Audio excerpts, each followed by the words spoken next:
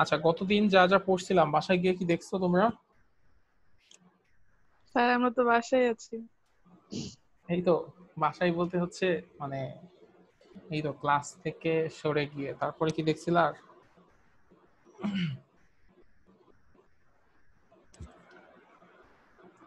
যদি না দেখো তাহলে কিন্তু ভুলে যাবা। মানে কয়দিন পরে মনে হবে যে সবকিছু নতুন নতুন। আচ্ছা, যাই হোক, আমরা আবার হচ্ছে নিউটনস ল অফ মোশন থেকে শুরু করি। নিউটনস ল অফ মোশন, এই লটা দিচ্ছে বিজ্ঞানী আইজ্যাক নিউটন, নাম থেকে বোঝা যাচ্ছে। তো এখানে তিনটা ল আছে। তো ফার্স্ট ল বলছিলাম কেমন, ফার্স্ট লটা হচ্ছে এরকম যে কোন একটা বস্তুর উপর যদি আমরা কোনো বাইরে থেকে কোনো বল প্রয়োগ না করি, তাহলে যে বস্তুটা স্থির আছে বা রেস্ট অবস্থায় আছে সেটা অলওয়েজ স্থিরই থাকবে বা রেস্ট অবস্থায় থাকবে। আর যদি যে বস্তুটা হচ্ছে ইউনিফর্ম একটা মোশনে আছে, একটা স্ট্রেট লাইনে, সে অ্যাকচুয়ালি সেই ইউনিফর্ম মোশনেই চলতে থাকবে। ঠিক আছে, যদি না আমি কোনো ধরনের বাইরে থেকে কোনো এফেক্ট করি বা কোনো বল প্রয়োগ করি। তো এটা ছিল নিউটনের ফার্স্ট ল। আচ্ছা, নিউটনের সেকেন্ড লতে কি বলছে? নিউটনের সেকেন্ড লতে বলছে the rate of change of momentum of a body is directly proportional to the impressed force and that takes place in the direction of the force. আচ্ছা, এখানে একটা নতুন শব্দ আসছে, সেটা হচ্ছে মোমেন্টাম। মোমেন্টাম জিনিসটা কি সেটা আমাদের একটু জানতে হবে, তাই না? আচ্ছা, তো মোমেন্টাম জিনিসটা কি এটা একটু আমরা সামনে দেখে আসি। আচ্ছা, মোমেন্টাম হচ্ছে একটা পার্টিকেলের সেই জিনিস সেখানে আমরা ভর আর ভেলোসিটি এই দুইটা জিনিসের গুণফল থাকবে। মোমেন্টাম হচ্ছে একটা পার্টিকেল মোমেন্টামকে ডিফাইন করা হয় product of mass times its velocity. Product মানে হচ্ছে গুণ, মানে গুণন অফ ইটস মাস, এর ভরের সাথে কার গুণ থাকবে? ভেলোসিটি। ভেলোসিটি আমরা কতদিন পড়ছি? ভেলোসিটি আর ভর এই দুইটা জিনিসকে যদি গুণ করা হয় তাহলে যে প্যারামিটারটা আসবে বা যে টার্মটা আসবে সেই টার্মটাকে আমরা বলি মোমেন্টাম। ঠিক আছে, এটা একটা ভেক্টর কোয়ান্টিটি। আচ্ছা, তো আমাদের এইটুকু জানলেই চলবে। মানে ভেক্টর কোয়ান্টিটির ডিটেইল আমাদের না জানলেও চলবে, সমস্যা নেই। তো আমরা জানবো যে মোমেন্টামটা কি। মোমেন্টামটা হচ্ছে আহ, এমন একটা জিনিস যেখানে হচ্ছে কোন একটা বস্তুর ভরের সাথে তার ভেলোসিটিকে গুণ করা হয়, তখন মোমেন্টাম চলে আসে। মোমেন্টামকে পি দ্বারা প্রকাশ করা হয়, P is equal to M into V. M হচ্ছে বস্তুর ভর আর ভি হচ্ছে ওই বস্তুর ভেলোসিটি। আচ্ছা, তো এইটুকু আমাদের জানলে হবে। এখন মোমেন্টামের কনসেপ্টটা আমি তোমাদেরকে একটু বলি।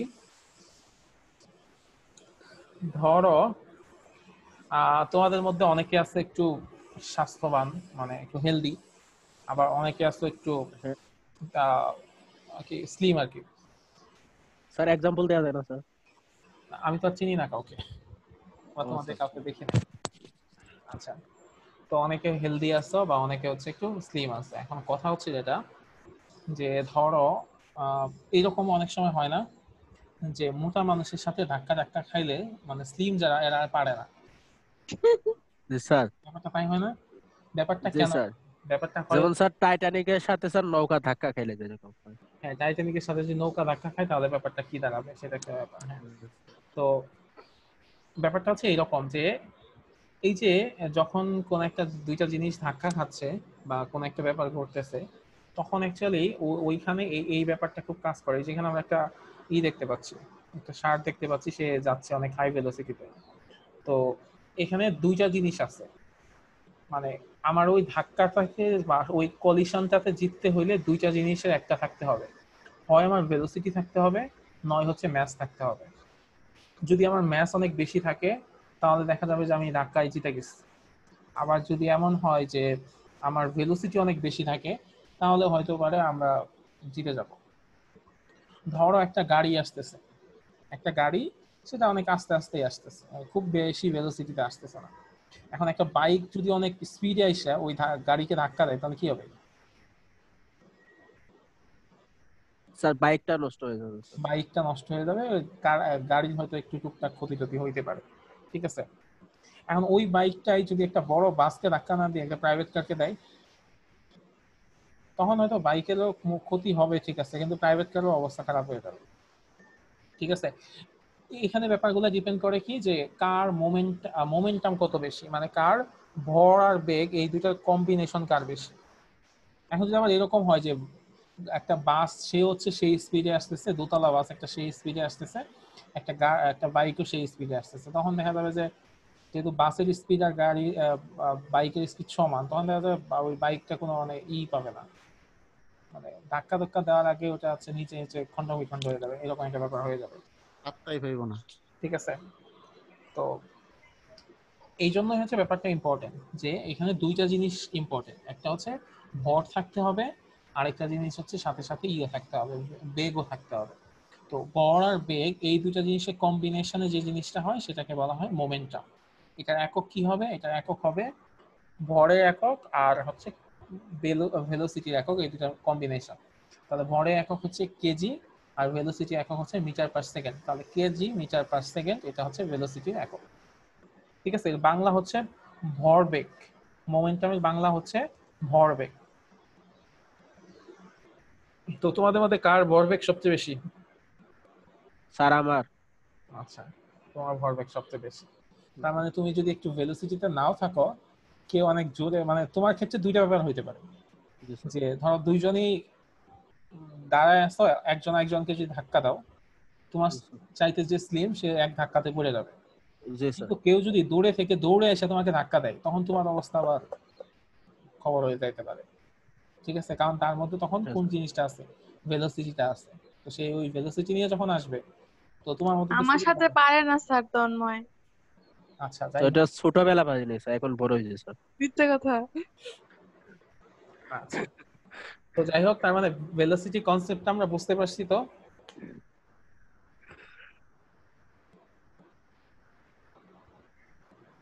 হ্যাঁ, কারো কনফিউশন আছে এই সরি এর কনসেপ্ট নিয়ে, মোমেন্টামের কনসেপ্ট নিয়ে কারো কনফিউশন আছে? না স্যার, সেটা বুঝতে স্যার পারছি। আরেকটু ক্লিয়ার করলে ভালো হইতো স্যার। মানে আরেকটু বলতে কি ব্যাপারটা হচ্ছে এইরকম যে আমি যে এই এই জিনিসটা যেটা বলতেছিলাম, মোমেন্টাম এটার বাংলা হচ্ছে ভরবেগ। তো নাম থেকে আমরা বুঝতে পারতেছি এখানে দুইটা জিনিস থাকবে, একটা হচ্ছে ভর থাকবে আর একটা হচ্ছে বেগ থাকবে। এই দুইটা জিনিসের গুণফল করলে যে মান আসে সেটা হচ্ছে ভরবেগ। মানে ধরো একটা জিনিসের ভর হচ্ছে 50 গ্রাম বা 50 কেজি, আর তার ভেলোসিটি হচ্ছে 100 মিটার পার সেকেন্ড, তাহলে এটার ক্ষেত্রে ভরবেগ হবে কত? 50 × 100, তাহলে কত হয়? 5000। আবার ধরো কারো ভর হচ্ছে 100 কেজি, ঠিক আছে, তার হচ্ছে জি স্যার। মোমেন্টাম হচ্ছে, তার ভেলোসিটি হচ্ছে 50 মিটার পার সেকেন্ড, সেক্ষেত্রেও কত হচ্ছে? 100 হচ্ছে, তাই 5000 হচ্ছে, তাই না? তো এখন জি স্যার। এই দুইটা জিনিস যদি ধাক্কা খায়, তাহলে দেখা যাবে যে দুইজনের মোমেন্টাম সমান, তো কারো কিছু দুইজনেরই সমান ক্ষতি হবে বা দুইজনেরই সমান কিছু একটা হবে। আচ্ছা, এখন যদি আমরা আবার এইরকম চিন্তা করি যে একজনের ভর হচ্ছে 200 কেজি, কিন্তু তার ভেলোসিটি হচ্ছে 10 মিটার পার সেকেন্ড, সেক্ষেত্রে ওর মোমেন্টাম কত হবে? 200 × 10 মানে হচ্ছে 2000। কিন্তু আবার আরেকজন এরকম হইতে পারে, তার ভর হচ্ছে 50 কেজি, কিন্তু তার মোমেন্টাম হচ্ছে ধরো 200 মিটার পার সেকেন্ড, তখন তার ক্ষেত্রে মোমেন্টাম কত হবে? 50 × 200 মানে 10,000 হয়ে যাবে। তো এখন যদি ওই 50 কেজি ভরে একটা মানুষ, সে যদি 200 মিটার পার সেকেন্ড বেগে আসে, আর এই পাশে 200 বা 100 কেজি ভরে একটা মানুষ যদি 10 মিটার পার সেকেন্ড বেগে যায়, তাহলে দুইজনের মধ্যে যদি একটা কলিশন হয় বা ধাক্কা হয়, তাহলে কে জিতে যাবে? সেটা ডিপেন্ড করবে হচ্ছে যে ভরবেগের উপর, যে কার ভরবেগ বেশি তার উপর ডিপেন্ড করবে।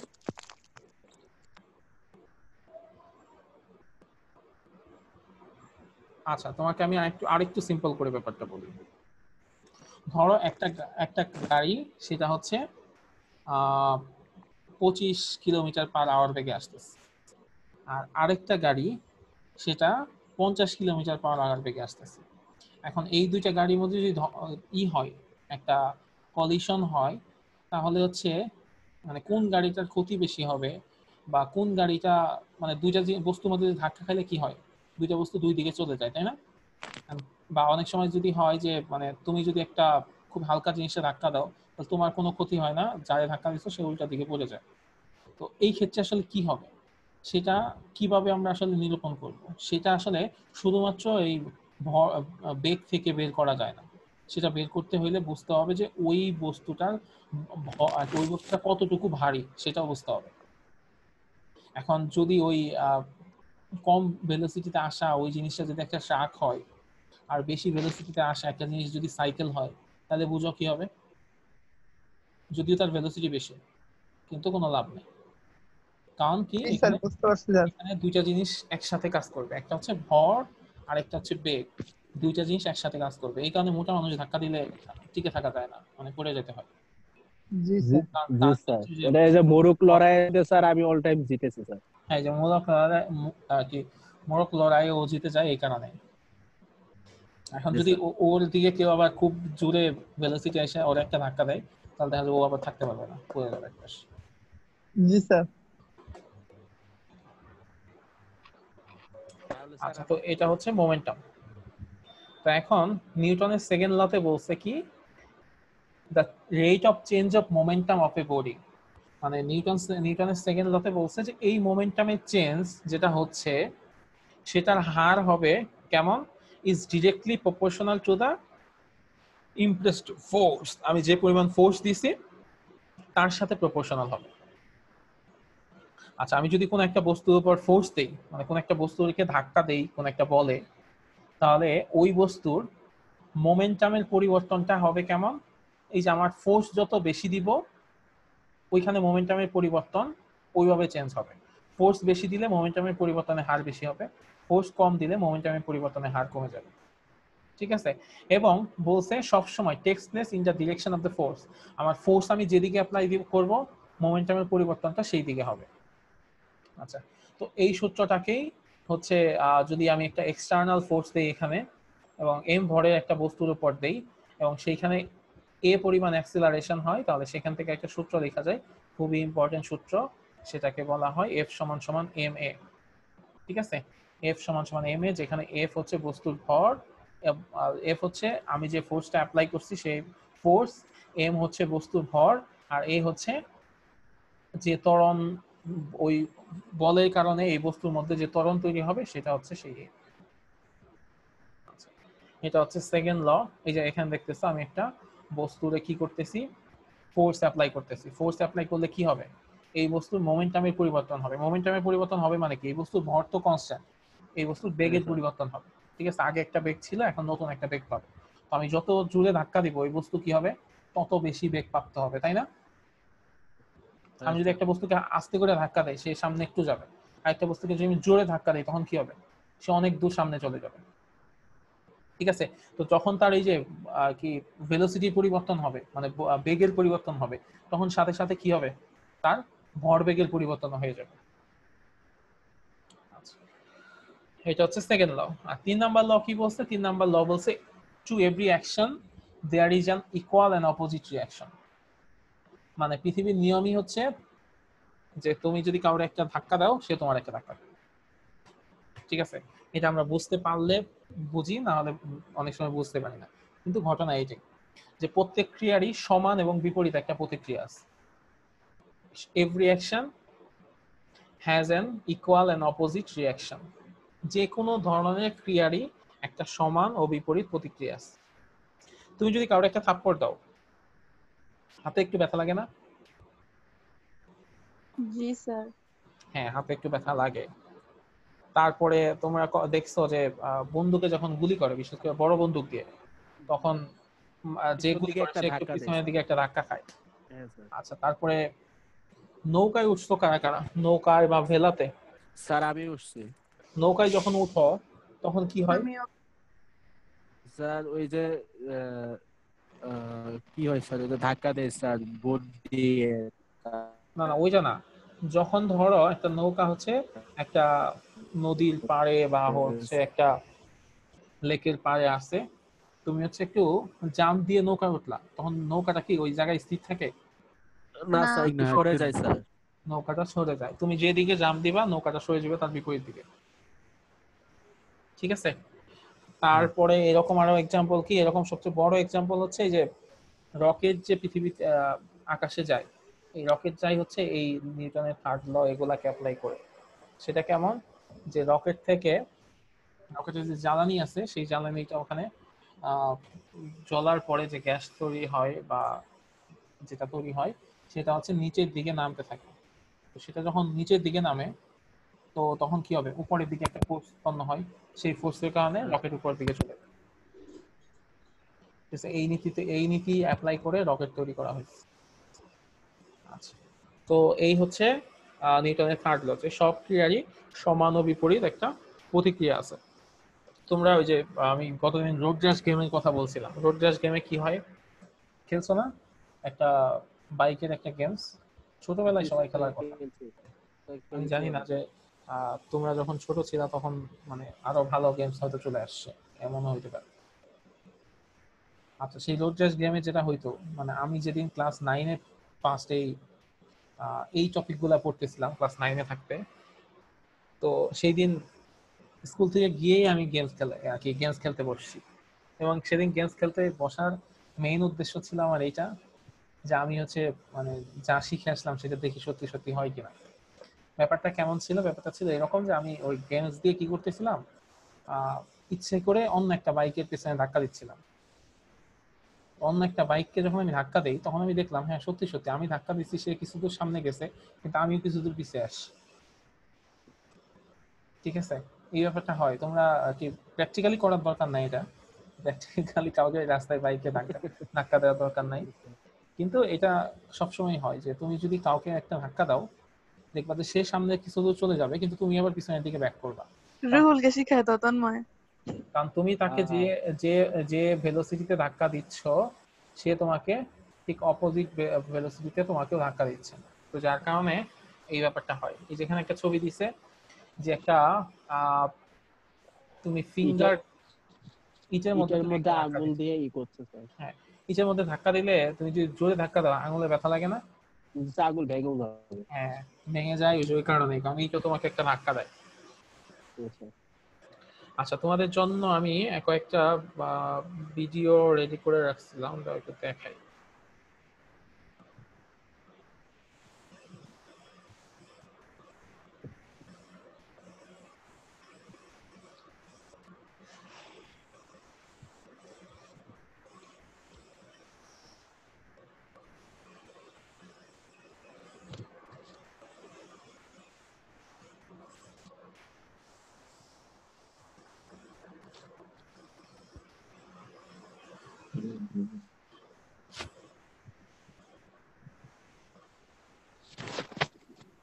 In our everyday life, we observe that effort is required to put a stationary object into motion or to stop a moving object.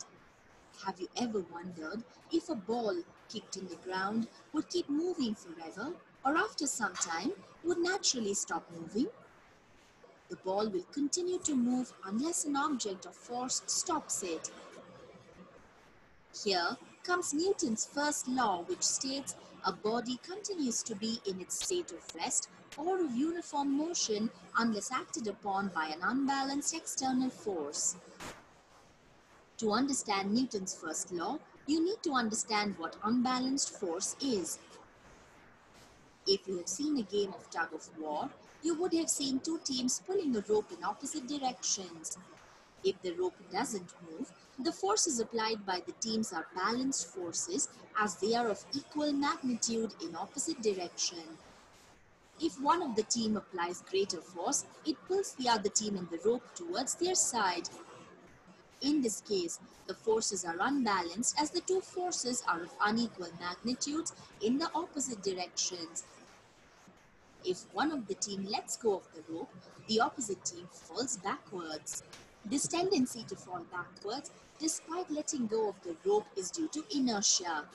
That is, if an object is at rest, it tends to remain at rest, and if it is in motion, it tends to stay in motion. This property of an object is called its inertia.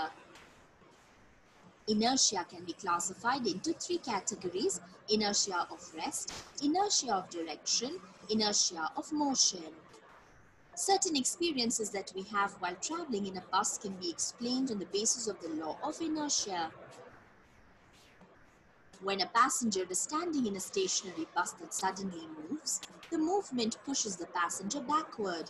Why does this happen? This is due to the inertia of rest experienced by the passenger in the upper part of his body.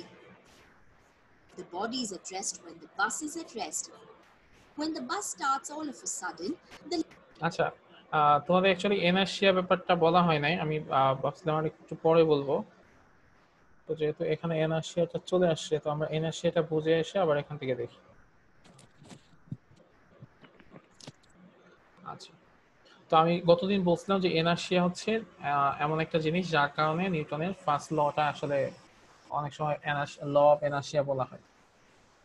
আচ্ছা, তো law of এনার্শিয়া পড়ার আগে আমাদের একটা জিনিস পড়তে হবে, সেটা হচ্ছে ফোর্স। ফোর্স জিনিসটা কি? বল।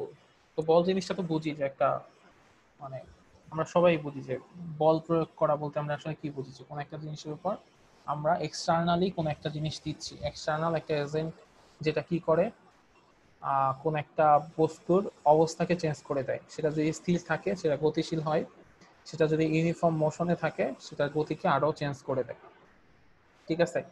আচ্ছা, মানে ফোর্স হচ্ছে সেই এক্সটার্নাল এজেন্ট যেটা হচ্ছে চেঞ্জ করে বা চেঞ্জ করার চেষ্টা করে কোন একটা বস্তুর স্টেট অফ মোশনটাকে। যে সেই বস্তুটা যদি স্থির থাকে তাহলে আমি যদি ফোর্স অ্যাপ্লাই করি তাহলে সেটা গতিশীল হওয়ার চেষ্টা করবে বা গতিশীল হবে। আবার সেটা যদি একটা এক ধরনের মোশনে থাকে, ইউনিফর্ম এক ধরনের মোশনে থাকে, সেটা গতি পরিবর্তন হবে। আবার সেটা যদি এমন হয় যে সেটা আনইউনিফর্ম মোশনেই আছে, সেটার উপর যদি আমরা বল প্রয়োগ করি সেটা আরেকটু গতি পরিবর্তন হবে। ঠিক আছে? তো সেই এক্সটার্নাল এজেন্টটাকে আমরা বলি ফোর্স। ঠিক আছে? আচ্ছা,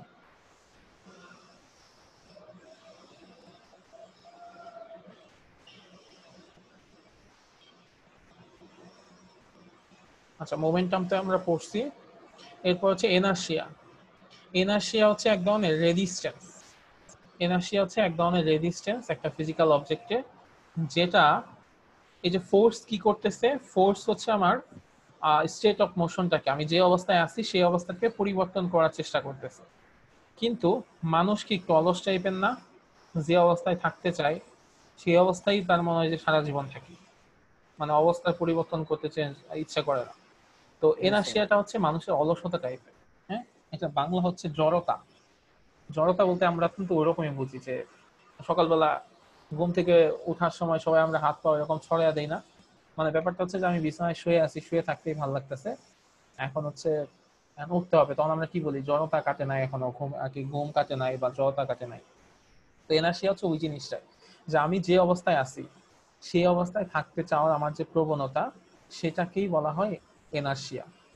তো এটা হচ্ছে যে একটা বস্তু যদি স্থির অবস্থায় থাকে সে সারা জীবন চাবে এই এই অবস্থাতেই থাকে। একটা বস্তু যদি গতিশীল অবস্থায় থাকে সে সারা জীবন চাবে এই এক গতিতে সারা জীবন চলতে। তো কিন্তু ফোর্সের কারণে কি হয়, এই এনার্শিয়াটা পরিবর্তন হয় বা আমাদের গতির পরিবর্তন হয়।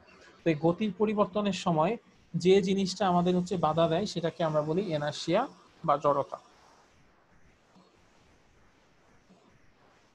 আমরা যখন হচ্ছে একটা গাড়িতে বসে থাকি, গাড়িটা যখন হঠাৎ করে ছাড়ে, মানে হঠাৎ করে গাড়িটা চলা শুরু করে, তখন কি হয়? আমরা কোন দিকে যাই? সামনে যাই না পিছনে যাই?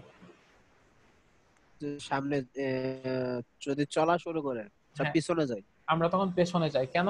কারণ হচ্ছে গাড়িটা চলা শুরু করছে, কিন্তু আমার বডি তো চাচ্ছে যে আমি স্থির অবস্থায় আছি, স্থির থাকি, সে তো আর হ্যাঁ চলতে স্যার। চাচ্ছে না। যার কারণে আমরা তখন পেছনের দিকে চলে যাই।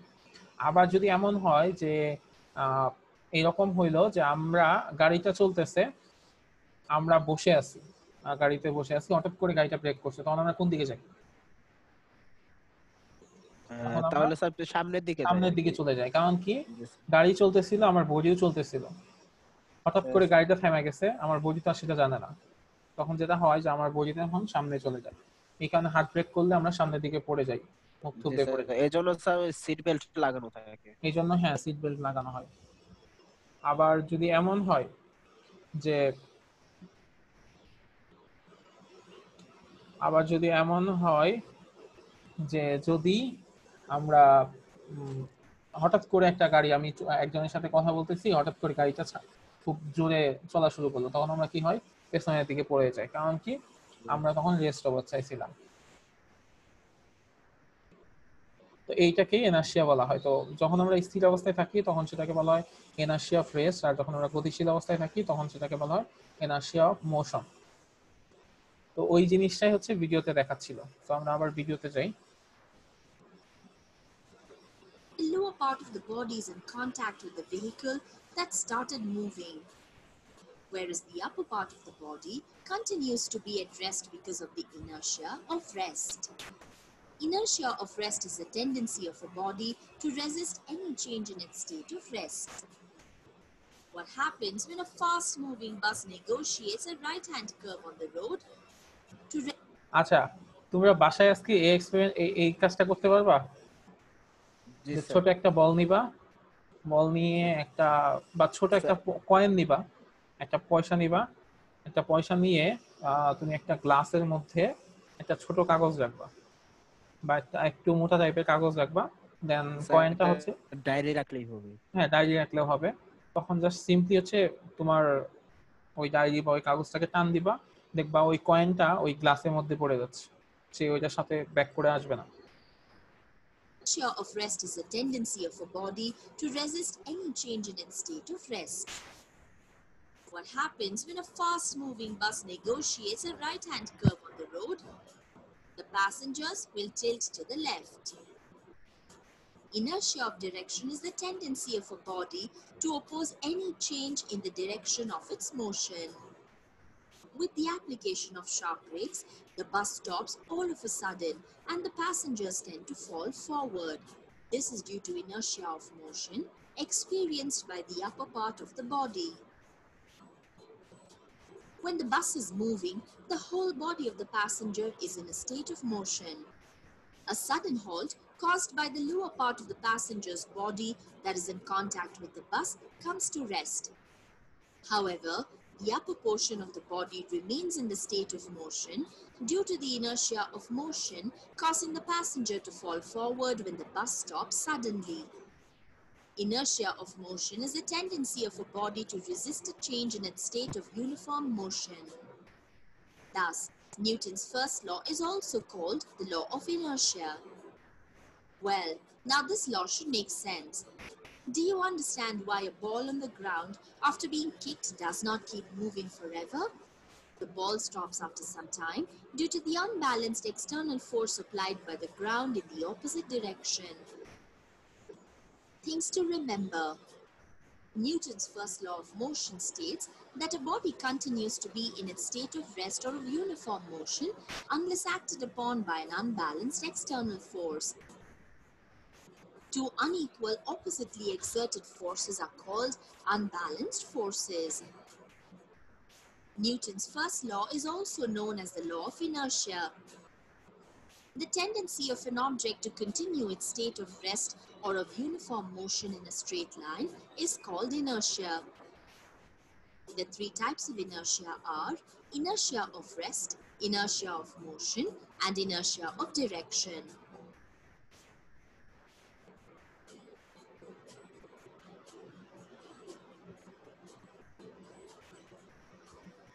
আচ্ছা, ইনার্শিয়া নিয়ে আরেকটা জিনিস চাইলে আমরা দেখতে পারি।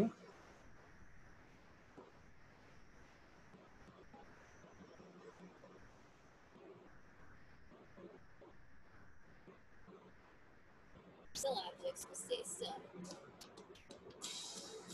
The law of inertia states that objects will maintain their state of motion unless acted on by an outside force. This means that moving objects will stay moving and still objects will stay still, unless you push or pull on them. There are two safety like car rams another object, your car will suddenly stop or slow down. Because of inertia, your body will want to stay moving at whatever speed it was moving before the accident. If you're not wearing a seatbelt, this means you'll hit a windshield. The seatbelt provides a force to stop your body's forward motion.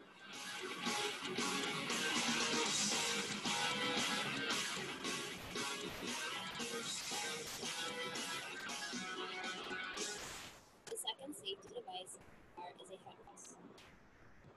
When your car is hit from behind, the car is suddenly pushed forward. Your head will want to stay still, but your body will be pushed forward by the seat. This causes your head to feel like it is snapping back. Your head is actually staying still because of inertia, while the rest of your body is being pushed.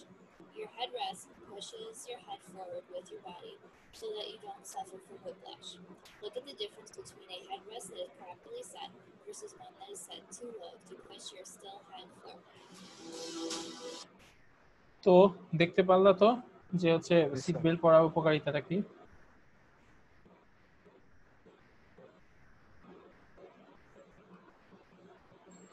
G sir.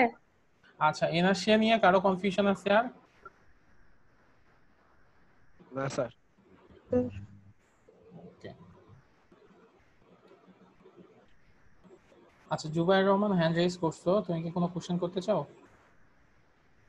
Sir এটি যে sir আমরা দেখি যে football kick মারলে এই অনেকটা বাঁকা হয়ে যায়, এটা কি কিকের উপর নির্ভর করে না এটা এমনি এটা হয়?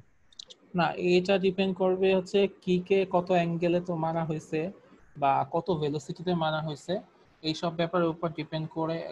হ্যাঁ, তো এখানে আসলে যখন আমরা একটা ফুটবলকে কিক করি, তো নর্মালি যদি তুমি ইসে করো, গ্রাউন্ডে করলে আসলে অত বেশি বাঁক খায় না, কিন্তু যদি তুমি এয়ারে করো তখন আসলে ওই বাঁকটা হয়, যেটা ফ্রি কিকের ক্ষেত্রে দেখা যায়। তো এটা আসলে অনেকগুলো বিষয়ের উপর ডিপেন্ড করে, যে এটা তোমার স্পিডের উপর ডিপেন্ড করবে, কত স্পিডে তুমি ওটাকে কিক করতেছো, পাশাপাশি হচ্ছে তুমি কত অ্যাঙ্গেলে কিক করতেছো, এই সবগুলো জিনিস সেখানে কাজ করবে। তো মানে এটা ক্যালকুলেট করে বের করার মতো ব্যাপার, মানে খুব সহজে হবে না, এটা একটা ব্যাপার। তারপর হচ্ছে তুমি যদি ক্রিকেট খেলার সময় কোন একটা বলকে 45 ডিগ্রি অ্যাঙ্গেলে ই করতে পারো, বলটাকে বাড়ি দিতে পারো, তাহলে ওই বলটা 6 হবে। ঠিক আছে, এরকম একটা ব্যাপার আছে। তুমি যদি একটা বলকে ওই অ্যাঙ্গেল, মানে ওই ক্ষেত্রে যেটা হয়, এটাকে বলা হয় প্রাস।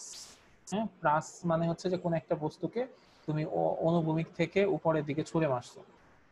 ঠিক আছে, তো এরকম যদি কোনো একটা ব্যাপার হয়, সেই বস্তুটা সর্বোচ্চ কত, মানে এখানে অনেকগুলো ব্যাপার আছে, যে সে সর্বোচ্চ কত হাইটে উঠবে বা সে সর্বোচ্চ কতটুকু ডিস্টেন্স অতিক্রম করবে। তো এরকম কিছু ম্যাথমেটিক্স আছে, তো সেখান থেকে ক্যালকুলেশন করলে দেখা যায় মোস্ট প্রবাবলি, আমার যতটুকু মনে আছে, হ্যাঁ ইট ইজ 45 ডিগ্রিতে যদি তুমি একটা বলকে বাড়িয়ে দিতে পারো, স্ট্রাইক করতে পারো, তাহলে ওই বলটা হচ্ছে, মানে ওই বলটা 6 হবেই, এতে কোনো ই নাই। কারণ সেক্ষেত্রে এটার হয়, আনুভূমিক পাল্লা সর্বোচ্চ বেশি হয়, সবচেয়ে বেশি হয়। আনুভূমিক পাল্লা মানে হচ্ছে সেটা সবচেয়ে বেশি ডিস্টেন্স কভার করবে।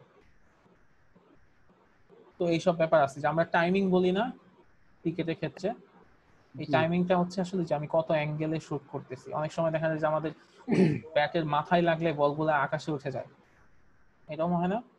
তখন আমাদের অ্যাঙ্গেলে একটা ডিফারেন্স তৈরি হয়, যার কারণে ওটার মানে উচ্চতা অনেক বেশি বেড়ে যায়, কিন্তু ওটা আনুভূমিক ভাবে ওটা এত বেশি যায় না। আনুভূমিক ভাবে হচ্ছে মানে ভূমি বরাবর অত বেশি যায় না, এরকম হয়।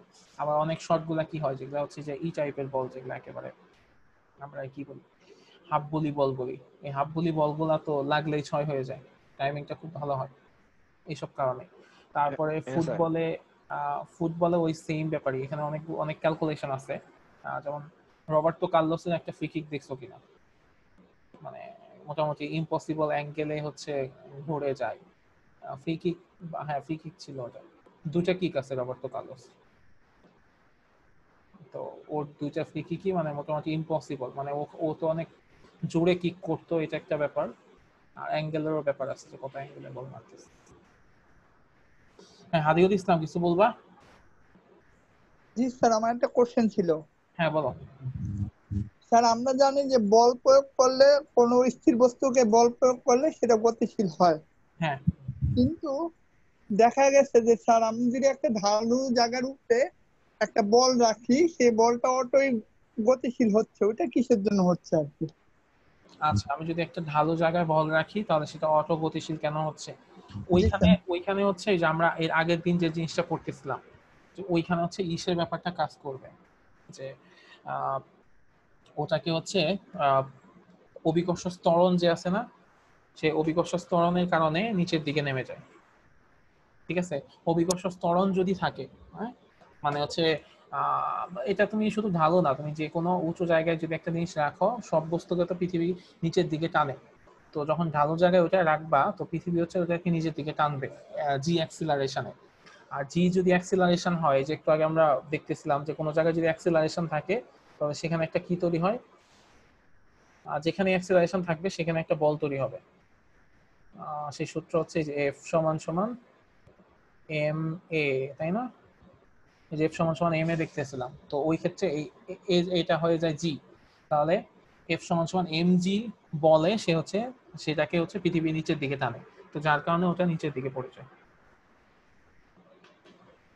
জি স্যার, বুঝতে পারছি। আর কোনো কোশ্চেন কারো?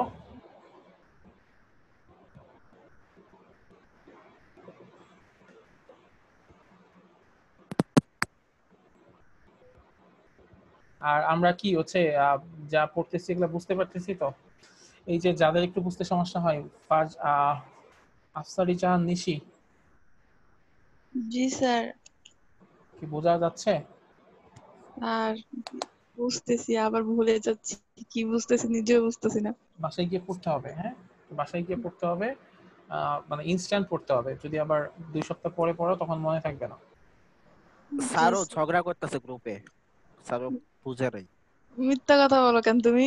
আচ্ছা আচ্ছা, ঠিক আছে। এরপরে আহ, আর কার সমস্যা হয়? আনোয়ার সাদাত,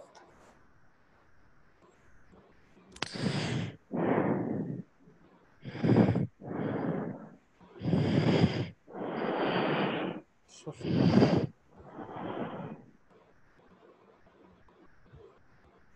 আনোয়ার সাদাত, সঞ্জু চাকমা, তোমার সমস্যা হয় কোনো? স্যার আমি বুঝে নেব স্যার। হ্যাঁ হ্যাঁ, স্যার আমি পুরো ক্লাস পাই নাই তো স্যার, বুঝে নেব আমি নিজে নিজে। আচ্ছা, তাইলে একটু রেকর্ডিংটা দেখে নিতে হবে। রেকর্ডিং দেখার পরে যদি কোনো জায়গায় কনফিউশন থাকে আমাকে পরে জিজ্ঞেস করতে হবে। Okay sir. Okay, Rezaul Faruk, আপনি তো বুঝতে পারেন খুব ভালো মতো, আমি বুঝি। আচ্ছা, এরপর আছে নাফিসা, সরি, হ্যাঁ হ্যাঁ,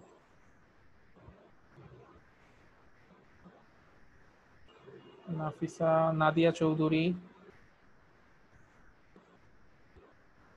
তারপর হচ্ছে ইরানি। হ্যাঁ, তোমাদের স্যার কারো আমি আছি। হ্যাঁ, তুই তো কথা বলোই, সমস্যা নাই।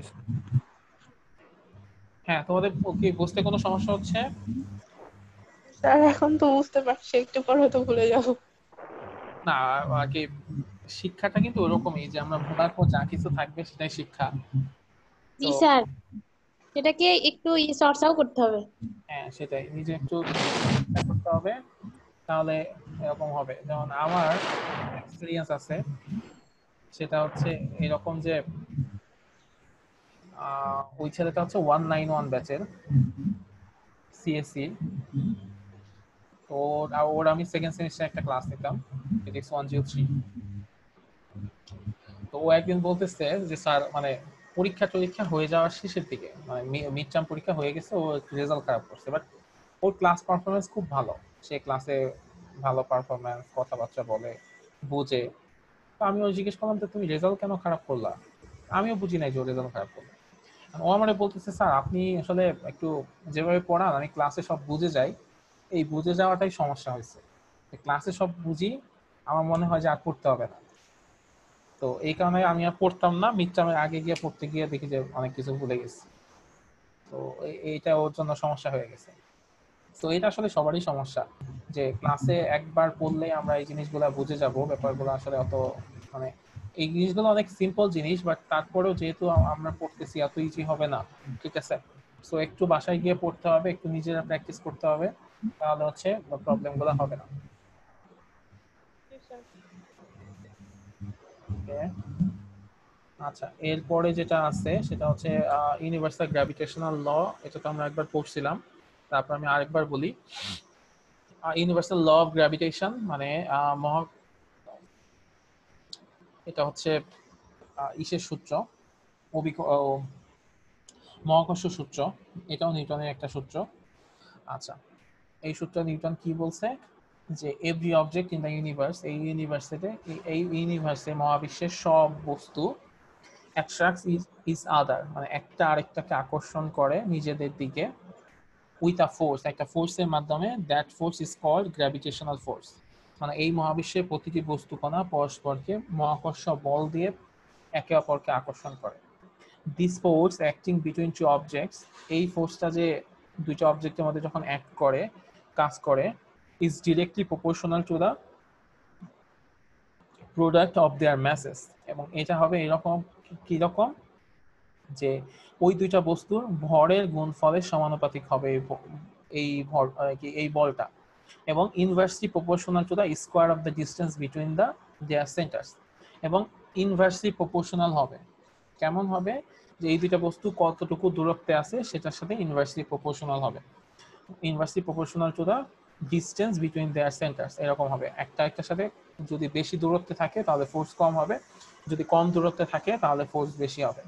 তো এই জিনিসটাই লেখা হয়েছে, F is equal to m1, F is equal to m2, এই দুটাকে যদি আমরা গুণ একসাথে করে ফেলি তাহলে হবে F is equal to m1 into m2, আরেকটা কি F is equal to 1 by r square, মানে আর ডিসটেন্স যত বেশি হবে ফোর্স তত কমে যাবে, আর ডিসটেন্স যত কম হবে ফোর্স তত বেড়ে যাবে, যেহেতু এটা ব্যস্তানুপাতিক সম্পর্ক।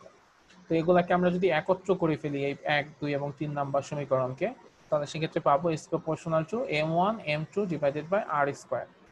আচ্ছা, এখানে এই প্রপোর্শনাল চিহ্নটাকে যদি আমরা উঠিয়ে দিই তাহলে এখানে আমরা একটা কনস্ট্যান্ট পাই, যে কনস্ট্যান্টকে বলা হয় জি, এটাকে বলা হয় প্রপোর্শনালিটি কনস্ট্যান্ট বা গ্র্যাভিটেশনাল কনস্ট্যান্ট বলা হয় জি, ঠিক আছে। তো এই ফাইনাল ইকুয়েশন যেটা আসে F is equal to g gm m1 m2 by r square, এটাই হচ্ছে মহাকর্ষ সূত্রের ম্যাথমেটিক্যাল এক্সপ্রেশন। আচ্ছা, আর এখানে জি এর মান কত, জি এর একটা ফিক্স মান আছে, সেটা কোনো কিছুর উপর ডিপেন্ড করে না, কোনো কিছু দৈর্ঘ্য, ভর, আয়তন, চাপ, তাপ, বিদ্যুৎ প্রবাহ, ম্যাগনেটিক ফিল্ড, ইলেকট্রিক ফিল্ড, কোনো কিছুতে এই জি এর মান কখনো পরিবর্তন হয় না। এটা হচ্ছে এই জন্য এটাকে বলা হয় ইউনিভার্সাল কনস্ট্যান্ট, মানে এটা সার্বজনীন একটা ধ্রুবক সংখ্যা। এটার মান হচ্ছে 6.673 × 10⁻11। ঠিক আছে, তো এটা আমি আরেকবার পড়ছিলাম আমরা, তো আমি আরেকবার এক্সপ্লেইন করলাম। তো এখন আমরা আসলে একটা দুইটা ম্যাথ করা উচিত আমাদের, তাই না? যে তোমরা মানে ফিজিক্স পড়তেছি, ফিজিক্সে যদি একটা ছোট ছোট ম্যাথ না থাকে তাহলে জিনিসটা কেমন হয়।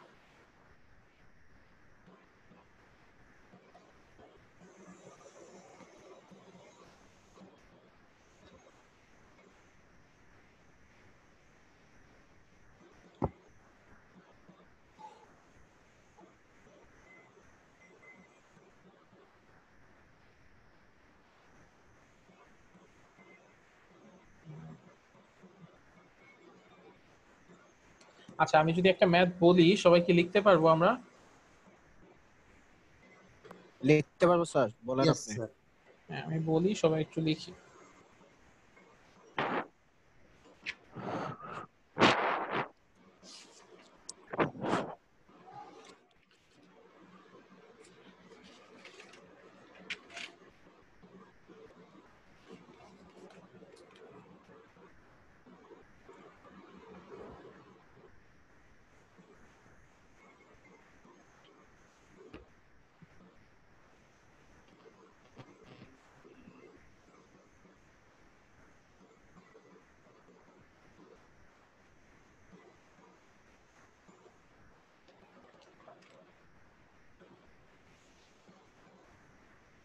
একটা মিনিট, আমি বলতেছি।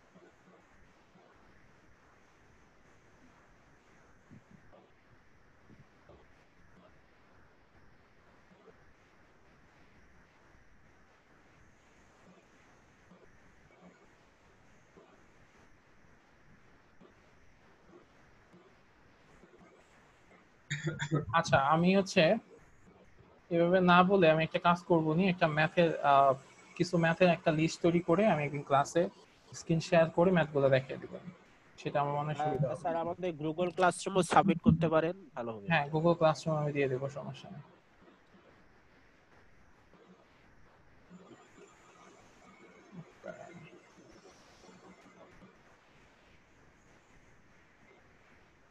আচ্ছা তাহলে আমরা আসলে এখন পর্যন্ত কি কি টপিক কভার করছি, সায়েন্স কি, ইম্পর্টেন্স অফ সায়েন্স, দেন হচ্ছে সেটা হচ্ছে কি ছিল, ল অফ ফলিং বডিজ, এটা আমরা পড়ছি, মেকানিক্স পড়ছি।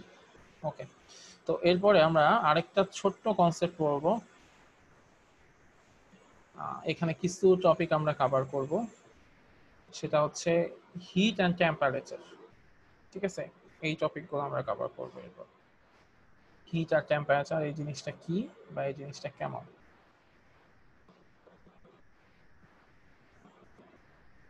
আচ্ছা আমরা স্ক্রিনটা দেখতে পাচ্ছি।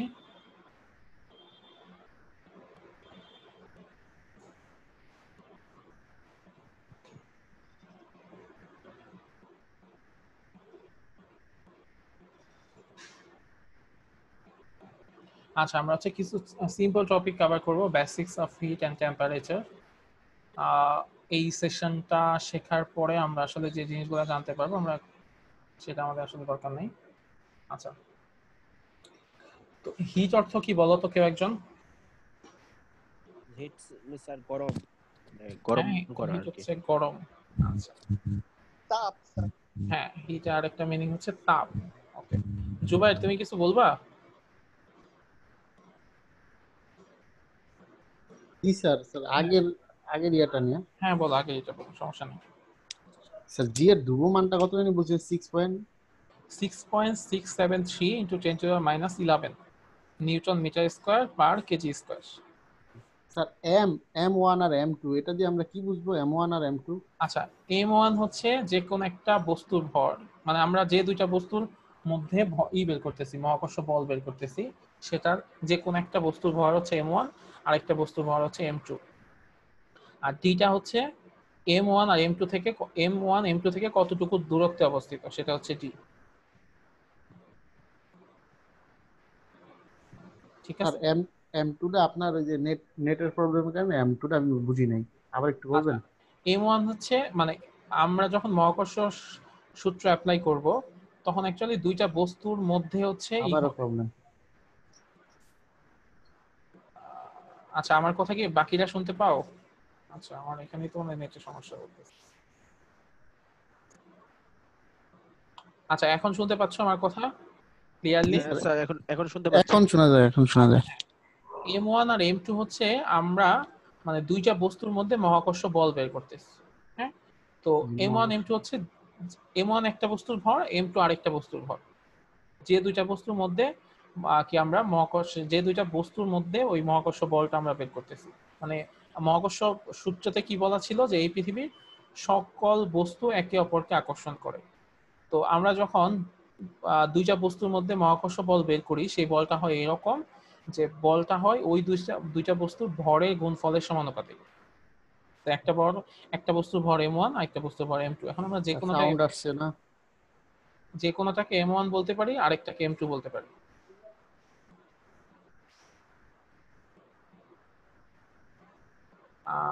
আমাকে শুনতে পাও এখন? হ্যাঁ স্যার শুনতে পাচ্ছি। আচ্ছা মাঝে মাঝে বেঁধে যায় স্যার। আচ্ছা মাঝে মাঝে বেঁধে যাচ্ছে তাই তো? স্যার আপনাকে শুনতে পাই এটাই খালি ভালো শোনা যায়, আর অন্যগুলো শোনা যায় না। আচ্ছা আমি যেটা বলতেছিলাম তোমাকে সেটা হচ্ছে আমরা যদি ওই জিনিসে আবার একটু যাই,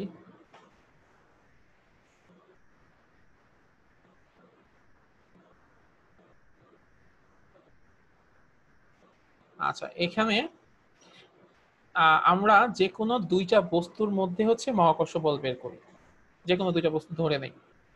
তো সেই দুইটা বস্তুর একটার ভর হচ্ছে m1 আর একটার ভর হচ্ছে m2। আর আর বা ডি আমরা যাই ইউজ করি সেটা হচ্ছে কি একটা বস্তু থেকে আরেকটা বস্তু কতটুকু ডিস্টেন্সে অবস্থিত সেটা। এখন বুঝতে পারছো? জি স্যার, এবার বুঝতে পারছি। আচ্ছা ঠিক আছে। জি স্যার।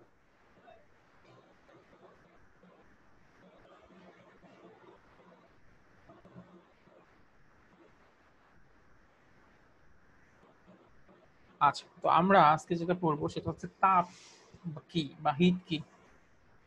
আরেকটা জিনিস হচ্ছে কি টেম্পারেচার কি। হিট আর টেম্পারেচার কি একই জিনিস? একই জিনিস কিনা সেটাও আমাদের জানতে হবে। জি না স্যার, একই জিনিস না। না স্যার, একটা জিনিস না স্যার। আচ্ছা, তাহলে হিট কি আর টেম্পারেচার কি?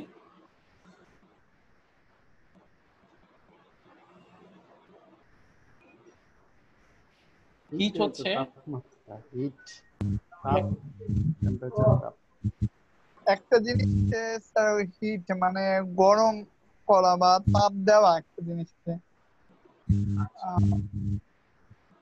টেম্পারেচার হচ্ছে ওটার পরিমাণ কত আর কি, মানে তাপের পরিমাণটা কত। আচ্ছা, হ্যাঁ তুমি একটা আইডিয়া বলছো।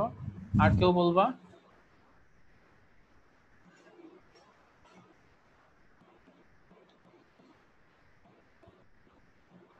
জুবায়ের বলো।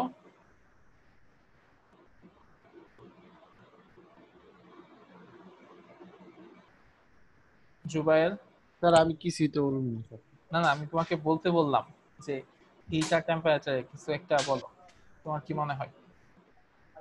স্যার হিট হলো তাপ, আর টেম্পারেচার হলো তাপমাত্রার মাত্রা। মাত্রা নাকি তাপের মাত্রা?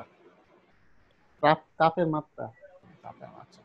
হ্যাঁ, আর কেউ কিছু অ্যাড করতে চাও?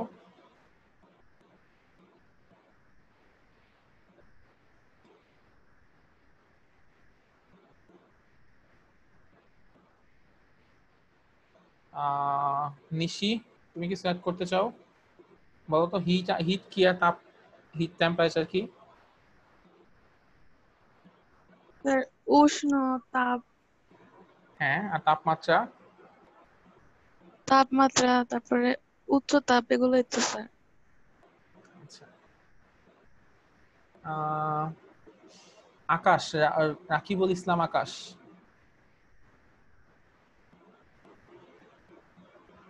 জি স্যার। স্যার হচ্ছে হিট হচ্ছে যে কোন একটা জায়গাতে বা মানে কোন একটা বস্তুতে যে আমরা যে তাপটা দিচ্ছি বা ওর বর্তমান পরিমাণটা। আর তাপমাত্রা হচ্ছে, টেম্পারেচার হচ্ছে যে ওই জায়গাটা বা ওই বস্তুটা হচ্ছে এই মুহূর্তে কতটুকু তাপ আছে, দুটোর পরিমাণটা। ওকে। স্যার হ্যাঁ তন্ময় বলো। স্যার এখানে হিটটা মানে হিটের ক্ষেত্রে বোঝা যাচ্ছে যে হিটটার আপনার মানে নির্দিষ্ট তাপমাত্রা বোঝা যাচ্ছে না, বাট টেম্পারেচারের ক্ষেত্রে এই থেকে বোঝা যায় যে টেম্পারেচারে একটা নির্দিষ্ট তাপমাত্রা থাকে, যেমন 32°C বা 25°C এরকম আর কি নির্দিষ্ট মান থাকে। আচ্ছা ঠিক আর আছে। হিটের ক্ষেত্রে এরকম থাকে না। রেজাউল ফারুক, আপনি একটু বলেন তো।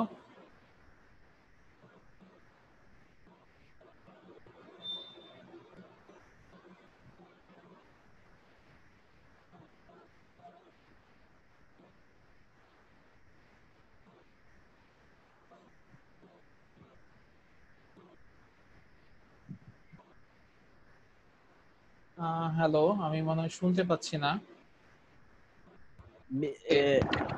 আসলে আনমিউট করে সবাই কথা বলবো, অনেকের মিউট করা থাকে, কথা বলতে থাকে, শোনা যায় না ওইটা। হ্যাঁ, রেজাউল ফারুক, আপনি একটু বলবেন।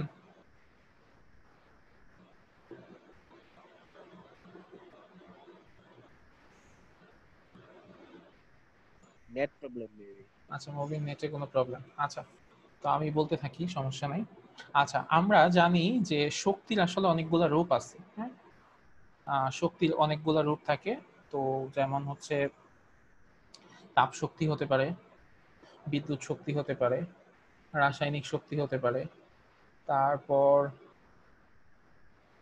আচ্ছা আচ্ছা, নেটে প্রবলেম মেবি, যার কারণে আমরা শুনতে পাচ্ছি না কেউ। আচ্ছা, তাপ শক্তি, রাসায়নিক শক্তি, বিদ্যুৎ শক্তি, আলোক শক্তি, তো এরকম অনেকগুলা শক্তির রূপ আছে। শক্তির যে যতগুলা রূপ আছে ওই রকম একটা রূপ হচ্ছে তাপ, মানে তাপ শক্তি মানে হিট। আচ্ছা, তো হিট হচ্ছে শক্তির একটা রূপ, একটা ফর্ম, যে জিনিসটা কি প্রডিউস করে, গরম না ঠান্ডা, কোন একটা বস্তু কি গরম না কোন একটা বস্তু ঠান্ডা, এই জিনিসের সেন্সেশন যে জিনিসটা তৈরি করে সেটা হচ্ছে তাপ। তাপ হচ্ছে একটা বস্তুর ইন্টারনাল এক ধরনের শক্তি, ঠিক আছে, যে সেই শক্তিটা ওই বস্তুটা ঠান্ডা না ওই বস্তুটা গরম সেই জিনিসটার একটা অনুভূতি দেয়। যে জিনিসটা অনুভূতি দিবে সেটাকে আমরা বলি হিট, এবং হিটের একক হচ্ছে, আমরা হিটের একককে বলি হচ্ছে জুল। যখন কোন একটা বস্তু অনেক বেশি হট হয়, ঠিক আছে, তার মানে ওইখানে অনেক বেশি হিট এনার্জি আছে, মানে ওইখানকার এনার্জির পরিমাণ বেশি। আর কোন একটা বস্তু ঠান্ডা হওয়া মানে কি, গরম হওয়া মানে কি, গরম হওয়া মানে হচ্ছে ওইখানে হিট এনার্জি নাই বা হিট এনার্জি অনেক কম, যার কারণে ওই জিনিসটা অনেক বেশি ঠান্ডা, ঠিক আছে। ওকে, তার মানে হচ্ছে হিট হচ্ছে অন্য একটা রূপ, মানে এরকম শক্তি যে এক রূপ থেকে আরেক রূপে পরিবর্তন হয়, তো তার মধ্যে একটা রূপে যখন আসে তখন সেটা হিট এনার্জি হিসেবে আসে। যেমন সূর্যের মধ্যে অ্যাকচুয়ালি নিউক্লিয়ার ফিশন রিঅ্যাকশন হয়, তো ফিশন রিঅ্যাকশন হয়ে সেখানে অনেক বেশি শক্তি উৎপন্ন হয়, সেই শক্তিটা এরকম তাপ শক্তি বা আলোক শক্তি হিসেবে, মানে ওই নিউক্লিয়ার রিঅ্যাকশনের এনার্জি, নিউক্লিয়ার রিঅ্যাকশনটা ফিশন রিঅ্যাকশনটা কি হয়, তাপ বা আলোক শক্তিতে কনভার্ট হয়। সেই তাপ বা আলোক শক্তি হচ্ছে আমাদের পৃথিবীতে আসে। পৃথিবীতে আসার পরে সেই তাপ শক্তি কই যায়, ধরো সেই তাপ শক্তি ইউজ করে একটা গাজর, সে হচ্ছে তার খাদ্য তৈরি করলো এবং সেই গাজরটা ছোট থেকে আস্তে আস্তে বড় হলো। তারপর আমরা কি করি, সেই গাজরটাকে আমরা খাই, খাওয়ার পর কি হয়, আমাদের নিজেদের মধ্যে একটা শক্তি তৈরি হয়। সেই শক্তি দিয়ে আমরা হয়তো চলাচল করি, ওঠাউঠি করি, এখানে সেখানে যাই। তো আমরা যদি সেই শক্তি দিয়ে করি, একটা নাম কি, একটা কলিং বেল চাপি, তখন কি হয়ে যাবে, তখন সেই তাপ শক্তিটাই, মানে ওই সেই সৌর শক্তিটাই কি হবে, একটা কলিং বেলের শব্দ শক্তিতে কনভার্ট হয়ে যাবে। আচ্ছা, তো এরকম করে শক্তির বিভিন্ন রূপান্তর হয়, ঠিক আছে। তো হিট হচ্ছে সেই রকম একটা রূপান্তর, যে রূপান্তর বা যে শক্তি সেই রূপটা আমাদেরকে ঠান্ডা বা গরমের অনুভূতি দেয়। আচ্ছা, হিটের একককে বলা হয় বা ইউনিটকে বলা হয় জুল। এখন তাহলে আমাদের জানতে হবে টেম্পারেচার জিনিসটা কি।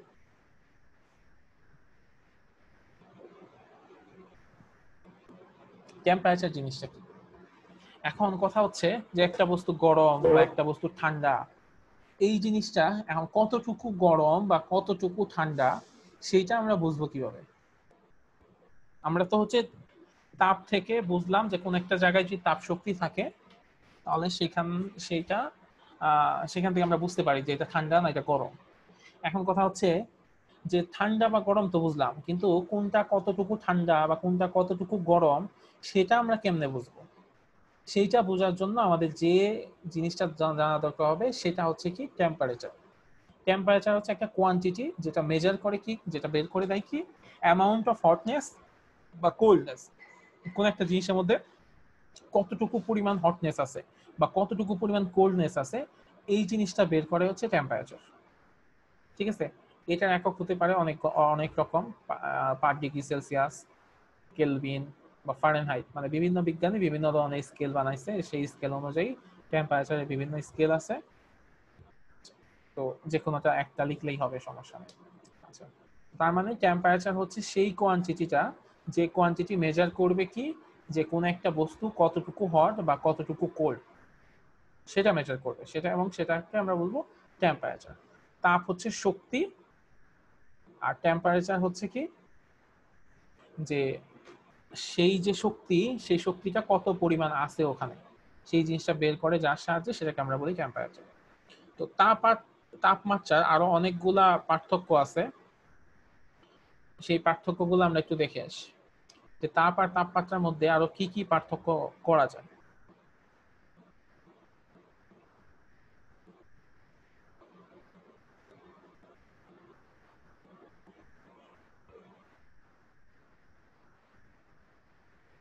আচ্ছা, আরো কি কি পার্থক্য আমরা করতে পারি, যে হিট হচ্ছে is a form of energy, heat হচ্ছে শক্তির একটা রূপ।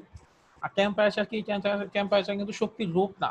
টেম্পারেচার রিপ্রেজেন্ট করে একটা বস্তু থার্মাল অবস্থা কেমন, সেটা কতটুকু ঠান্ডা কতটুকু গরম সেটা রিপ্রেজেন্ট করে টেম্পারেচার।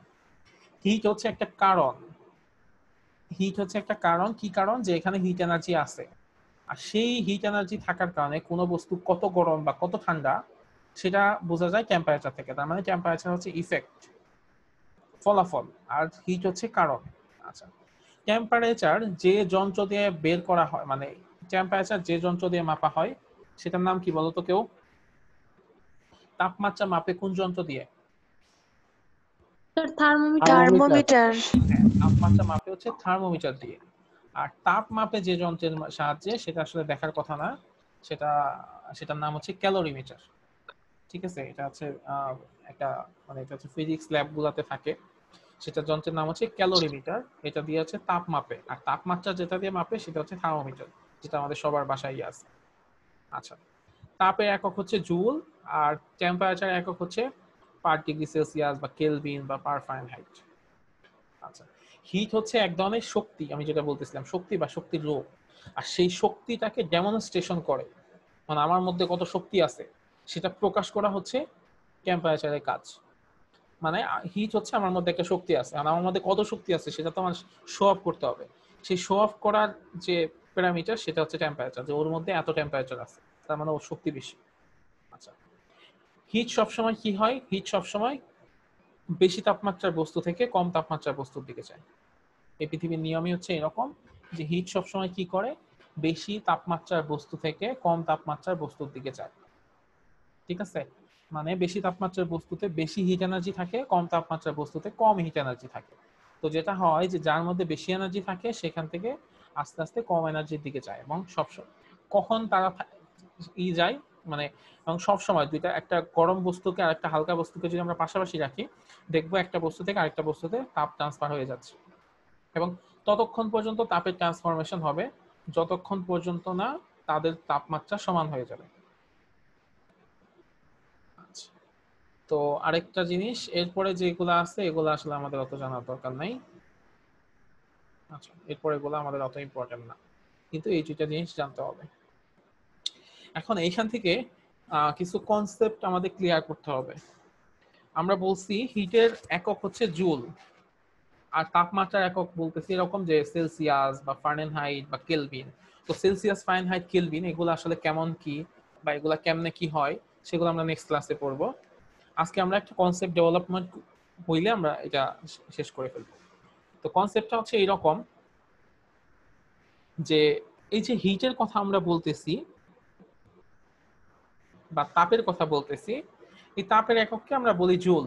তার মানে কোন এক জায়গায় যদি 100 জুল থাকে আর কোন এক জায়গায় যদি 50 জুল থাকে, তাহলে আমরা এখান থেকে বুঝতে পারতেছি যেখানে 100 জুল থাকবে সেখানকার তাপের পরিমাণ বেশি, আর যেখানে 50 জুল থাকবে সেখানকার তাপের পরিমাণ কম। ওকে, মানলাম। আচ্ছা, আবার তাপমাত্রার ক্ষেত্রে যদি আমরা চিন্তা করি, কোন এক জায়গায় যদি 100 ডিগ্রি সেলসিয়াস হয় আর কোন এক জায়গায় যদি 50 ডিগ্রি সেলসিয়াস হয়, তাহলে আমরা বুঝতে পারলাম যে ব্যাপারটা ওকে, 50 ডিগ্রি সেলসিয়াস হচ্ছে বেশি, আর সরি 100 ডিগ্রি সেলসিয়াস হচ্ছে বেশি আর 50 ডিগ্রি সেলসিয়াস হচ্ছে কম। এবং এখানে এই যে কথাটা বলছে যে heat flows from a higher temperature to lower temperature, এবং সব সময় কিন্তু এটা সত্যি। তোমাদের বাসায় ধরো তোমরা কি করো, পানি গরম করো, তাই না? পানি গরম করি আমরা, সেই পানি গরম করে সেই পানি যখন ঠান্ডা হইতে দেই, মানে পানি ফোটানোর পর পানি যখন ঠান্ডা হইতে দেই, সেটা কি নর্মালি আমাদের রুমে রাখি? সেটা এমন জায়গায় রাখি যেন কোনো সমস্যা না হয় না, কারণ সেটা আমি যেখানেই রাখবো তার আশেপাশে সব জায়গায় গরম হয়ে যায়, তাই না? ব্যাপারটা কি সত্যি? আচ্ছা, গরম হয়ে যায়, তার মানে কি যে যেহেতু ওখানকার তাপমাত্রা বেশি, ওখান থেকে তাপ আশেপাশে সব জায়গায় চলে যায়। এই জন্য যেটা হয়, রান্নাঘরে গেলে গরম লাগে, কারণ রান্নাঘরে চুলা জ্বলে, চুলার মধ্যে তাপমাত্রা বেশি, আর আমি যদি ওখানে থাকি তাপমাত্রা আস্তে আস্তে আমার শরীরে আসবে, এই জন্য আমার শরীর গরম হয়ে যায়। তো এই ব্যাপারগুলা হয়, ঠিক আছে? তো এখন কথা হচ্ছে যেটা, যে তার মানে কি আমরা সবসময় দেখতেছি যে হায়ার টেম্পারেচার বডি থেকে লোয়ার টেম্পারেচার বডিতে হিট ফ্লো হচ্ছে। এখন আমি যদি কেউ যদি তোমাকে বলে যে আচ্ছা ধরো তোমাকে আমি একটা বস্তু দিছি এ, যে এ বস্তুর হিট হচ্ছে, এই বস্তুর মধ্যে হিট আছে হচ্ছে 500 জুল। আর আরেকজনকে, আচ্ছা তোমাদের দুইজনের নাম বলি, যে কোনো দুইজনের নাম বলি। আচ্ছা সেটা হচ্ছে আমি উপরে দুইজনের, যে দুইজনের নাম উপরে আছে, তন্ময়। তন্ময়ের কাছে একটা বস্তু আছে, যে বস্তুর হিট হচ্ছে 500 জুল, যেটার মধ্যে 500 জুল হিট আছে। আর হাদিউলের কাছে একটা বস্তু আছে, যে বস্তুতে হিট আছে হচ্ছে 1000 জুল। এখন তোমরা আমাকে কেউ বলতে পারবা যে হাদিউলের কাছ থেকে তাপ কি তন্ময়ের বস্তুতে যাবে কিনা, না কি হবে, মানে কোন বস্তু থেকে কোন বস্তুতে তাপ যাবে? তন্ময়ের কাছে তাপ যাবে, তন্ময়ের কাছে চাপ যাবে তোমারটা থেকে, তাই তো? জি স্যার। ওকে, সবাই কি এটাতে একমত নাকি কারো আছে, দ্বিমত আছে? স্যার বেশি তাপমাত্রা থেকে লোয়ার তাপমাত্রাতেই যাবে, কারণ একমত। আচ্ছা তার মানে তুমি একমত, ঠিক আছে। কারো দ্বিমত আছে? না স্যার। কেউ আছো কনফিউজড যে আমি আসলে বুঝতেছি না, অন্য কিছু হতে পারে?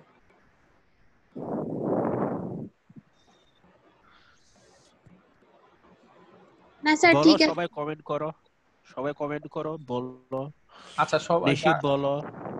মানে ইয়েস একটা বাটন আছে দেখো, তো যারা রাজি আছে সবাই ইয়েস চাপো।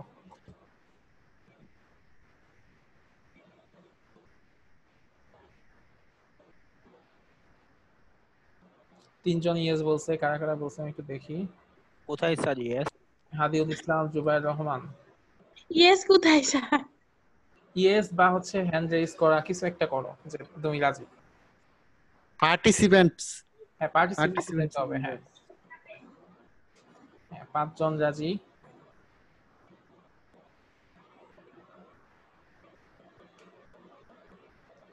আচ্ছা 6 জন। ওকে সবাই রাজি, কিন্তু কাহিনী হচ্ছে আমি কিন্তু রাজি না। স্যার সেটাই তো কথা। হ্যাঁ আমি কেন রাজি না এটাই তো এতক্ষণে। ঠিক আছে, আমরা সবাই ইয়েস, আপনিই তো রাজি না, কারণটা কি? আমি রাজি না কেন রাজি না, কারণ হচ্ছে ব্যাপারটা কি, আসলে আমি যে যতটুকু ইনফরমেশন দিছি ততটুকু ইনফরমেশন থেকে আসলে এই কোশ্চেনে অ্যান্সার করা যাবে না। কেন যাবে না আমি একটু এক্সপ্লেইন করি। এমন হইতে পারে যে কোন একটা বস্তুর মধ্যে তাপের পরিমাণ কম কিন্তু সেটা তাপমাত্রা অনেক বেশি, এরকম হইতে পারে। এটা কেমনে হইতে পারে আমি একটু এক্সপ্লেইন করি। ধরো কয়েল আছে না, মশার কয়েল, মশার কয়েলের যে সামনে অংশটুকু আমরা ভেঙে ফেলি, যে কয়েল আর জ্বালানো দিতে হবে না, মশা ভেঙে ফেললাম, ওইটুক জায়গার মধ্যে তাপের পরিমাণ কতটুকু হবে? খুব বেশি হওয়ার কিন্তু কথা না। বেশি হওয়ার কথা না স্যার, খুব বেশি হওয়ার কথা না। কিন্তু আবার যদি আমি চিন্তা করি যে ধরো তোমার কাছে বিশাল বড় একটা হাঁড়ি আছে, সেই হাঁড়ির মধ্যে তুমি হচ্ছে কিছু একটা রান্না করছো, ঠিক আছে। হাঁড়ি বলতে আমি একেবারে বিয়েতে যে সব বড় বড় হাঁড়িতে রান্না করে ওরকম চিন্তা করলাম, তো ওরকম হাঁড়িতে কিছু একটা রান্না করছো। এখন আমাকে একটু বলো তো যে ওই মশার কয়েলের ওই সামনের মাথাতে বেশি তাপ থাকবে না ওই বড় হাঁড়িতে বেশি তাপ থাকবে? হাড়িতে স্যার, ইয়েতে বড় হাঁড়িতে বেশি তাপ থাকবে। কিন্তু ব্যাপারটা এমন হইতে পারে বড় হাঁড়িতে আমরা ধরতে পারবো, কিন্তু এই মশার কয়েলের সামনের অংশটুকু ধরা কোনোভাবে সম্ভব? ধরলে সাথে সাথে ফুসকা পড়ে যাবে। এটাতে বেশি তাপ থাকবে স্যার সামনে। হ্যাঁ, তো এইখানে যে ব্যাপারটা হয় সেটা হচ্ছে যে এই মশার কয়েলে এই জিনিসটার মধ্যে তাপ অল্প অনেক হইতে পারে, কারণ এই জিনিসটা অনেক ছোট ছোট জিনিসে তাপ অল্প কিন্তু এখানকার টেম্পারেচার অনেক বেশি। আর ওই যে বড় হাঁড়ি সেইখানে তাপ অনেক বেশি আছে কিন্তু ওখানকার টেম্পারেচার হয়তো অনেক কম, কারণ সেটা অনেক বড় বস্তু। বেশি তাপ আছে, ধরো 1000 জুল তাপ আছে, কিন্তু অনেক বড় একটা জায়গার মধ্যে 1000 জুল তাপ আছে, তাহলে ওখানে আস্তে আস্তে কি হয়ে যাবে, ওই জিনিসটা একটু মানে অত বেশি কিন্তু গরম লাগবে না, টেম্পারেচার অত বেশি মনে হবে না। আবার যদি এমন হয় যে ছোট একটা বস্তু, সেখানে তাপ আছে অল্প কিন্তু বস্তুটাও ছোট, এখানকার টেম্পারেচার অনেক বেড়ে যেতে পারে।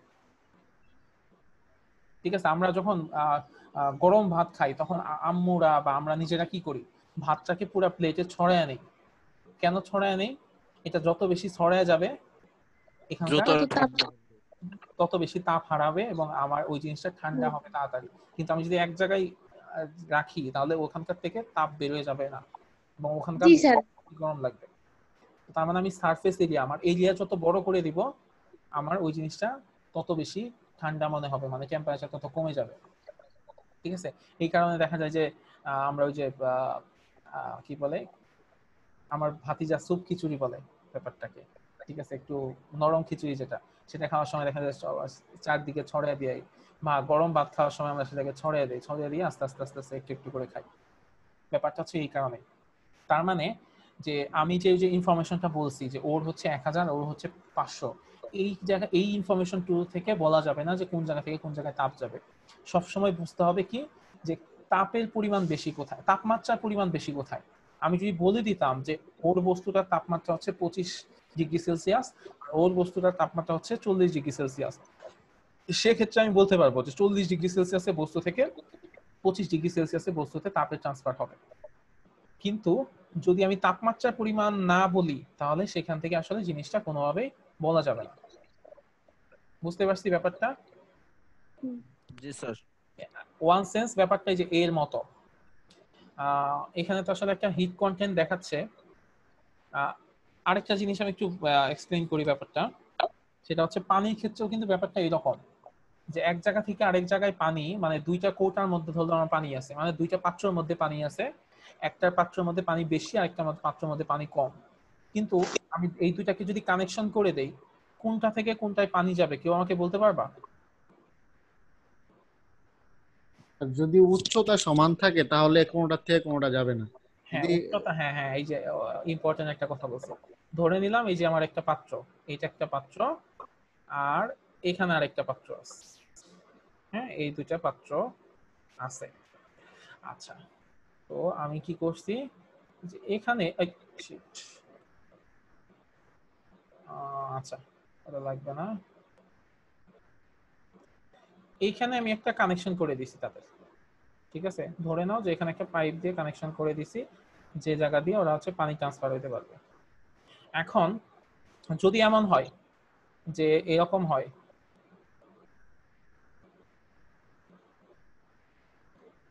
এটার মধ্যে এরকম পানি আছে আর এটার মধ্যে এরকম পানি আছে, এখন এটার নাম দিলাম আমরা এ আর এটা হচ্ছে বি, আরে বি লিখাও তো প্রচুর। আচ্ছা, এখন তোমরা আমাকে বলতে পারবা যে এ থেকে বি তে পানি যাবে না কি কোথেকে ওই পানি যাবে? আচ্ছা আগে বলো এ তে পানি বেশি না বি তে পানি বেশি? এতে পানি বেশি।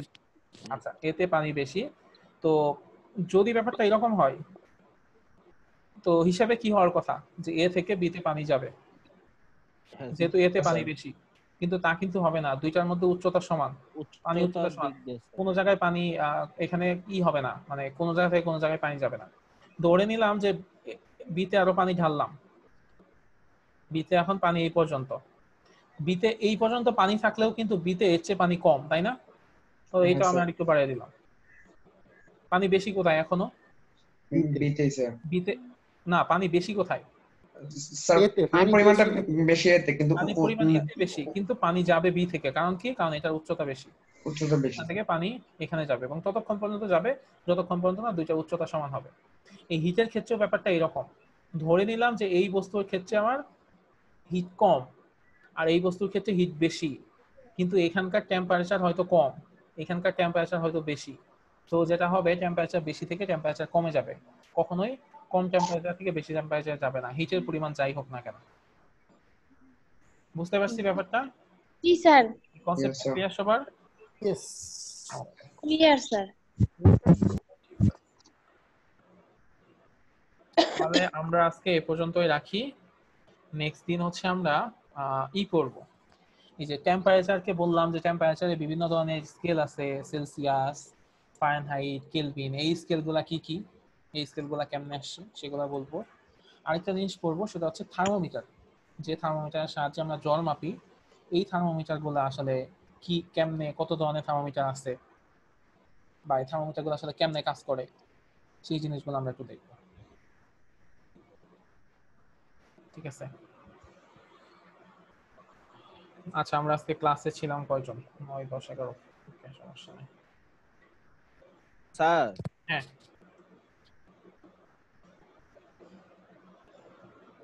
ওই আমাদের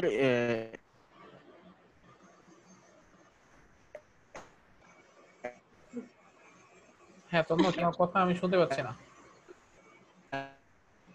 স্যার নেটে প্রবলেম করতেছে, সেটাই মনে হচ্ছে। কিছুই শোনা যাচ্ছে না। অ্যাসাইনমেন্ট মানে